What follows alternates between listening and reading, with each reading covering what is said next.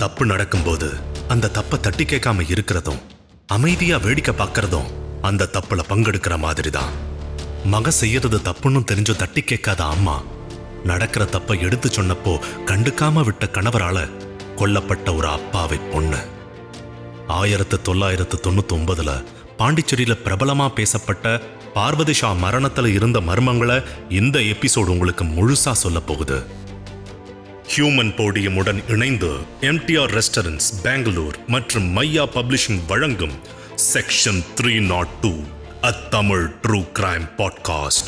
Case number 27, Pondicherry Parvathi Shah கொலை வழக்கு.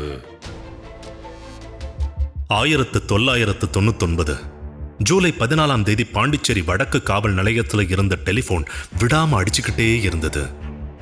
Phone வந்தது ஆளுநர் மாளிகைக்கு பக்கத்துல இருந்த பிரேம்சந்த் ஷா வீட்ல இருந்து. சார், நான் பிரேம்சந்த் வீட்ல இருந்து பேசுறேன். எங்க வீட்டுல கொள்ளைக்காரங்க பூந்துட்டாங்க, எங்களை காப்பாத்துங்க அப்படின்னு உதவி கேட்டு கதறன அந்த குரல் பிரேம்சந்த் ஷாவோட 2வது மகன் கமலேஷோடது. போலீஸ் ஸ்டேஷன் போன்ல சொன்ன தகவலை வயர்லெஸ்ல அலர்ட் கொடுக்க ரோந்து பணியில் இருந்த போலீஸ் ஜீப் ஒண்ணு அவங்க வீட்டுக்கு போச்சு. பழமைக்கும் பிரம்மாண்டத்துக்கும் 250 ஆண்டு கால சாட்சியா பாண்டிச்சேரியில இருக்கிற ராஜ்நிவாஸ் ஆளுநர் மாளிகைக்கு பக்கத்தில் இருந்த அந்த வீட்டோட பேரு பத்மாலயா. வீட்டு கதவு பாதி திறக்கப்பட்டிருந்தது. உள்ள போன போலீஸ்காரங்க ஒவ்வொரு அடியையும் பார்த்து பார்த்து வச்சாங்க.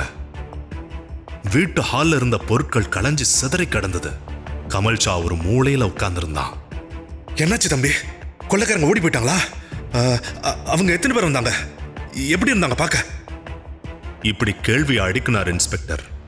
போலீஸோட எந்த கேள்விக்கும் பதிலளிக்க முடியாத நிலையில இருந்த கமல் ஷா ஒரு அரை பக்கமா கைய காட்டினான். மாடியில இருந்த அந்த அறையோட கதவை திறந்து பார்த்த போலீஸ் அதிர்ச்சியானாங்க. கட்டில்ல ஒரு அழகான பொண்ணு அலங்கோலமா கிழிச்சு வீசின துணி மாதிரி கடந்தா. அவ வேற யாரும் இல்ல, கமல் ஷாவோட அண்ணி பார்வதி. அவளோட அந்த நிலைமைய பார்த்த போலீஸ்கே மனசு கனத்து போச்சு. பக்கத்துல கிடந்த துணியை எடுத்து அவ மேல போர்த்துட்டு அந்த அறையை விட்டு வெளியே வந்தார் இன்ஸ்பெக்டர். அந்த பொண்ணு யாரு? உங்களுக்கு என்ன உறவு? என்ன நடந்துச்சுங்க அப்படின்னு அந்த நேரத்துல பத்மாலயால இருந்த கமல் ஷா பத்மா ஷா கிட்ட விசாரிச்சாங்க போலீஸ். பத்மா ஷா கமல் ஷாவோட அம்மா. நாங்கெல்லாம் சாப்பிட்டு தூங்க போயிட்டோம். 11 மணி இருக்கும். அப்போ யாரோ பலமா கதவு தட்டுற சத்தம் கேட்டுச்சு. கதவு திறந்து பார்த்தா உருட்ட கட்டையோட 4-5 பேர் நின்னாங்க. என்னை தள்ளி விட்டுட்டு வீட்டுக்குள்ள புகுந்து எல்லாத்தையும் அடிச்சு நொறுக்கிட்டாங்க. வீட்டுல இருந்த விலை உயர்ந்த பொருட்கள் எல்லாத்தையும் எடுத்துட்டு போயிட்டாங்க. அவளை தடுக்க அண்ணி போராடுனாங்க. அப்ப அவங்கள தலையில அடிச்சு கொன்னுட்டாங்க அப்படின்னு கமல் ஷா சொன்னா. மக சொன்னதுதான் நடந்ததுன்னு அவனோட அம்மா பத்மா ஷாவும் போலீஸ் கிட்ட சொன்னாங்க. அந்த நேரத்துல அவங்க சொன்னதை நம்புறதை தவிர வேற வழி இல்லை. ஏன்னா சம்பவம் நடந்த இடத்துல இருந்தது அவங்க 2 பேர் மட்டும்தான். கொள்ளை வழக்கா பதிவு செஞ்சு அந்த கும்பலை தேடுற வேலைகளை இறங்கினாங்க போலீஸ்.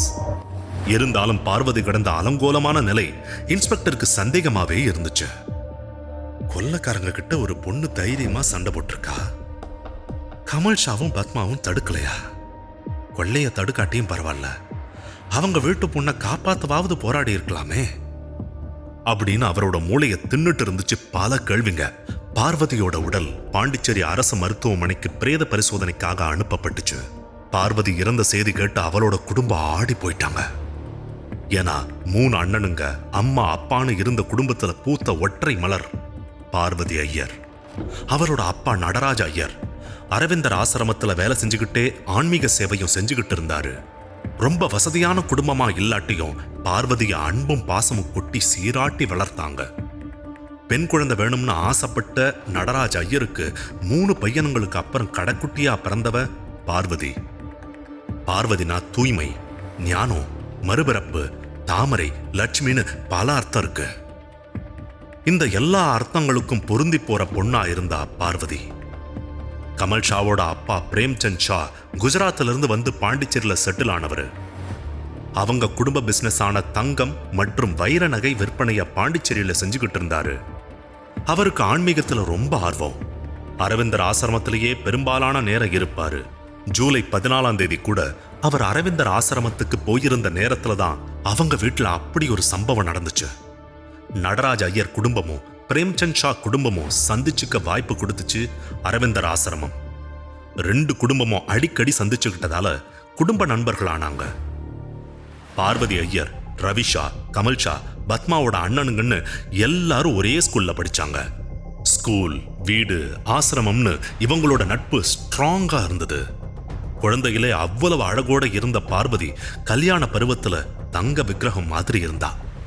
பண்பு, பரிவு, அடக்கம், பெரியவங்களுக்கு மரியாதைன்னு எல்லோரோட மனசையும் கவர்ந்துடுறவளா இருந்த பார்வதிய தன் வீட்டு மருமகள் ஆக்கிக்க ஆசைப்படுறாரு பிரேம்சந்த் ஷா. நடராஜ், நம்ம 2 பேரும் நல்ல ஃப்ரெண்ட்ஸா இருக்கோம், நாம ஏன் சம்மதிகளா இருக்கக்கூடாது அப்படின்னு விஷயத்தை சுத்தி வளைக்காம நேரடியா கேட்டாரு பிரேம்சந்த்.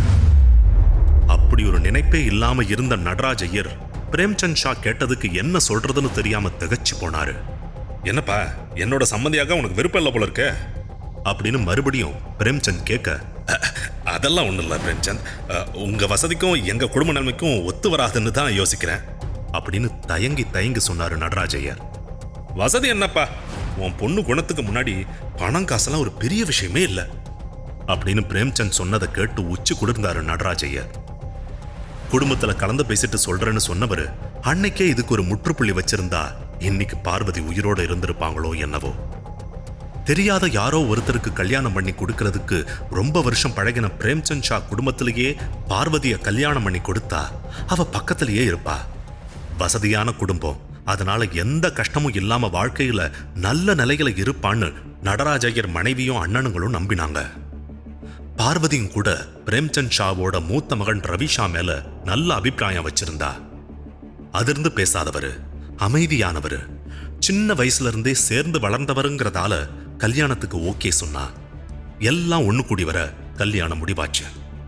காலேஜ் படிச்சுட்டு இருந்த பார்வதியும் ரவியும் படிப்பை முடிக்க 3 மாசம் இருந்ததால அதுக்கப்புறம் கல்யாணத்தை வச்சுக்கலாம்னு பேசி முடிச்சிருந்தாங்க.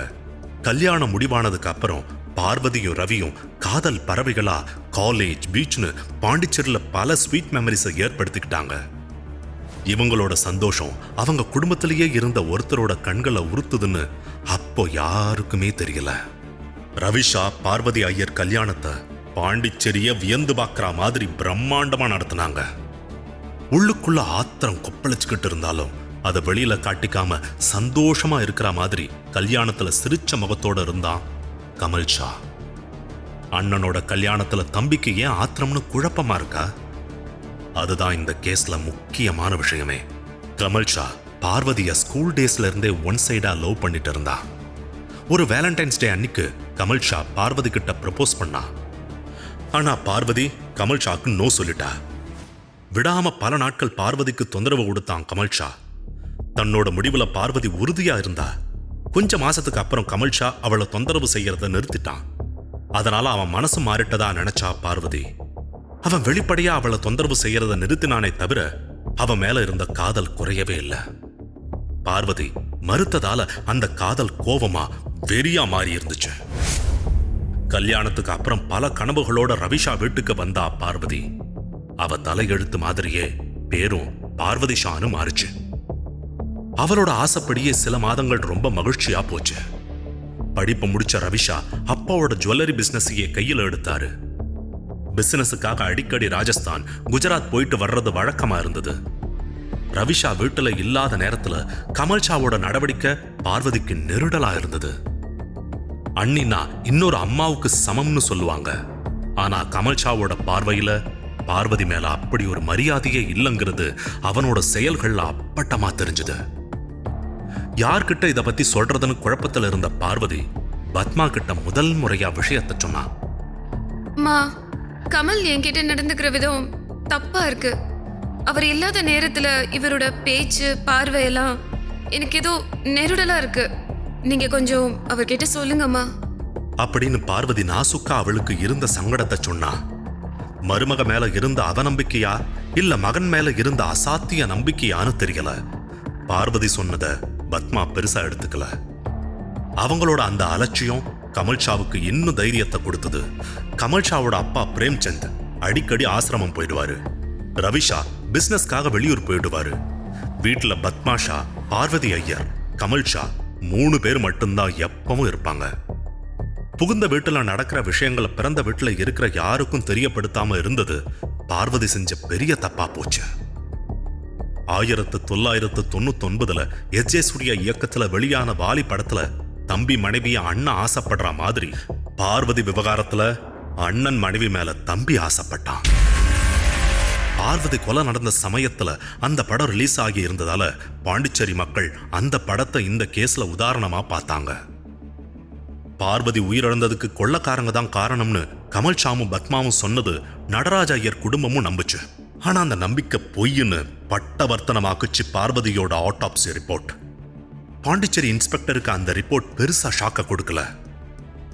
ஏன்னா அவர் சந்தேகப்பட்டது சரிதான்னு அதுல வந்திருந்த மருத்துவ சான்றுகள் சொன்னுச்சு. பார்வதியை யாரோ பின்னால இருந்து பலமா அடிச்சிருக்காங்க. அதுல அவளோட பின்னந்தலையில ரத்த காயம் ஏற்பட்டு. அது மட்டுமில்ல, அவ பலாத்காரம் செய்யப்பட்டு இருக்கா அப்படின்னு வந்த ரிப்போர்ட்டை படிச்சு பார்வதியோட அண்ணனுங்க உடைஞ்சு போனாங்க. பார்வதி கொலை வழக்கு பாண்டிச்சேரியவே பரபரப்பா வச்சுது. நியூஸ் பேப்பர், வார இதழ்னு செய்திகள் விறுவிறுப்பாக பொதுமக்கள், மகளிர் அமைப்புன்னு நீதி கேட்டு வீதியில இறங்கி போராட ஆரம்பிச்சாங்க.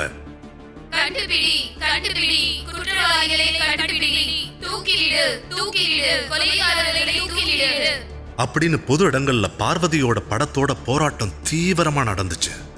நிலைமைய கட்டுப்படுத்த முடியாம பாண்டிச்சேரியில 144 தடை உத்தரவு போட்டுச்சு அரசு. இந்த கேஸ்ல கொள்ளக்காரங்களை தேடுறதை விட உண்மையான குற்றவாளிகளை கண்டுபிடிக்கணும்னு இன்ஸ்பெக்டருக்கு ஒரு இன்ட்யூஷன் இருந்துட்டே இருந்துச்சு. ஜூலை 14 நைட் பத்மாலயா போனப்போ நடந்த விஷயங்களை மறுபடியும் மனசுல ஓட விட்டு பார்த்தாரு. போலீஸ் வீட்டுக்குள்ள போன நேரத்துல அங்க இருந்தது கமல்ஷா, பத்மாஷா மட்டும்தான். கொள்ளக்காரங்க வந்துட்டு போன வீட்டுல இருந்த 2 பேர்கிட்ட எந்த பதட்டமும் இல்ல. பொருள் திருடு போனதுக்காக பதட்டப்படாம இருந்தாலும் அவங்களோட மருமக கொல்லப்பட்டு கிடக்கிறத பார்த்தும் கூட ஒரு சலனமும் அவங்க கிட்ட இல்லாம இருந்தது அவரோட நினைவுக்கு வந்துச்சு. அவங்க 2 பேர் மேல சந்தேகம் வலுக்க மறுபடியும் பிரேம்சந்த் ஷா வீட்டுக்கு போனாரு இன்ஸ்பெக்டர். 2வது முறை நடந்த விசாரணையிலையும் அவங்க அதே பதிலத்தான் சொன்னாங்க. அந்த காலகட்டத்துல சிசிடிவி கேமராக்களோட பயன்பாடு இல்லங்கிறதால அதுக்கு மேல இந்த கேஸோட விசாரணைய எப்படி நகர்த்துறதுன்னு தெரியாம திணறுனாங்க போலீஸ். ஒரு பக்கம் பார்வதியோட குடும்பம் கொடுத்த பிரஷர், இன்னொரு பக்கம் பெண்கள் அமைப்போட போராட்டம்னு பிரச்சனை பெருசாகிட்டு இருந்துச்சு. போலீஸுக்கு விளங்காத ஒரே விஷயமா இருந்தது, தொழில் விஷயமா ராஜஸ்தான் போன ரவிஷா மனைவி இறந்துட்டாங்கன்னு தெரிஞ்சப்புறமும் கூட பாண்டிச்சேரிக்கு வரவே இல்லை. ஒருவேளை ரவிஷாவுக்கும் பார்வதிக்கும் இடையில தகராறு ஏற்பட்டு இந்த கொலை நடந்திருக்குமான்னு சந்தேகப்பட்டாங்க போலீஸ். ரவிஷாவை தேடி ராஜஸ்தானுக்கே கூட தனிப்பட போலீஸ் டீம் போனாங்க. ஆனா அவங்களால ரவியை கண்டுபிடிக்கவே முடியல. பார்வதியோட ரூம்ல ஏதாச்சும் ஆதாரம் இருக்கான்னு தடயவியல் துறையை சேர்ந்தவங்க சோதனை செஞ்சாங்க. கைரேகை பதிவு இருக்கான்னு வீட்டுல ஒரு இடம் விடாம தேடினாங்க. அவங்களோட தேடல் பலன் கொடுத்துச்சு. கமல்ஷாவோட ரூம்ல இருந்த ஏசிக்கு பின்னாடி ஒரு உருட்டு கட்டை மறைச்சு வைக்கப்பட்டிருந்தது. அந்த கட்டையை எடுத்த ஃபோரன்சிக் டீம் அதுல இருந்த பிளட் ஸ்டெயின்ஸை டெஸ்ட் பண்ணாங்க. அந்த ஸ்டெயின்டு பிளட் பார்வதியோடதுன்னு உறுதியாச்சு. அதுல பதிவாகி இருந்த கைரேகை பத்மாவோடதுன்னு தெரிஞ்சதும் நடராஜ ஐயர் குடும்பத்தை சேர்ந்தவங்களுக்கு தூக்கி வாரி போட்டுச்சு. பார்வதி உங்க பொண்ணு மாதிரி தானே இருந்தா, அவளை நீங்களே ஏன் அடிச்சு கொள்றீங்க அப்படின்னு கதறினாரு நடராஜ ஐயர். மாமியார் கொடுமையால நடந்த கொலையா இருக்குமோன்னு போலீஸ் சந்தேகப்பட்டாங்க. என்ன நடந்தது, எதுக்காக பார்வதிய பின்னந்தலையில அடிச்சிங்க அப்படின்னு பத்மா கிட்ட விசாரிச்சார் இன்ஸ்பெக்டர். பார்வதி சின்ன வயசுல இருந்தே நான் பார்த்து வளர்ந்த பொண்ணு. வசதி இல்லாட்டியும் அவளோட குணத்துக்காக நாங்க அவளை மருமகளாக்கிக்கிட்டோம். கல்யாணத்துக்கு அப்புறம் அவளோட செயல்கள் எனக்கு பிடிக்கல அப்படின்னு சொன்னாங்க பத்மா. ஒரு பொண்ணுக்கு இன்னொரு பொண்ணு தான் எதிரியா இருப்பான்னு சொல்லுவாங்க. அப்படி பார்வதிக்கு எதிரியா இருந்தது அவளோட மாமியார் பத்மா. ஒரு குற்றத்துல பொண்ணு சம்பந்தப்பட்டிருந்தா அவளை ஈஸியா கேரக்டர் அசாசினேஷன் பண்ணிடுவாங்க. இந்த கேஸ்லயும் அதான் நடந்தது. என் 2வது பையனை பத்தி என்கிட்ட எப்பவும் தப்பா சொல்லிக்கிட்டே இருந்தா பார்வதி. கமல் ரொம்ப நல்ல பையன். ரவி கிட்ட கூட கமல்ஷா அவளை நடத்துற விதம் பிடிக்கலன்னு சொல்லி இருந்தா. ரவி அதை பத்தி என்கிட்ட கேட்டான். அதனால அவ மேல எனக்கு கோவம் இருந்தது. அன்னைக்கு எங்க 2 பேருக்கும் நடந்த வாக்குவாதம் முத்தி போச்சு. அப்ப கோவத்துல அவ தலையில அடிச்சிட்டு. அப்படின்னு சொன்னாங்க பத்மா. பத்மா சொன்னது 100% உண்மை இல்ல. அவங்க பார்வதியை தலையில அடிச்சது மட்டும்தான் நிஜத்துல நடந்தது. ஆனா அதுக்கான காரணம் வேறன்னு கமல்ஷாவை விசாரிக்கும் போது தெளிவாச்சு. சின்ன வயசுல இருந்து பார்வதியை நான் காதலிச்சேன். பல முறை அவகிட்ட என்னோட காதலை சொன்னேன். ஆனா ஒத்துக்கவே இல்லை. எங்க அண்ணனுக்கு அவளை கல்யாணம் பண்ண முடிவு செஞ்சப்போ என்னால் அதை ஏத்துக்கவே முடியல. என்னோட நிலைமையை யார்கிட்ட சொல்லி புரிய வைக்கிறதுன்னு ரொம்ப குழப்பத்தில் இருந்தேன். அப்படின்னா கமல்ஷா குழப்பத்தில் எடுக்கிற முடிவு தப்பாதான் இருக்கும்னு சொல்லுவாங்க. கமல்ஷா எடுத்த முடிவும் அப்படித்தான் ஆகி போச்சு. பார்வதி அவங்க அண்ணனை கல்யாணம் பண்ணிக்கிறதால இருந்த கோவத்தை விட அவங்க வீட்டுல இருக்க போறாங்கன்ற நினைப்பு கமல்ஷாவுக்கு சந்தோஷத்தை தந்துச்சு.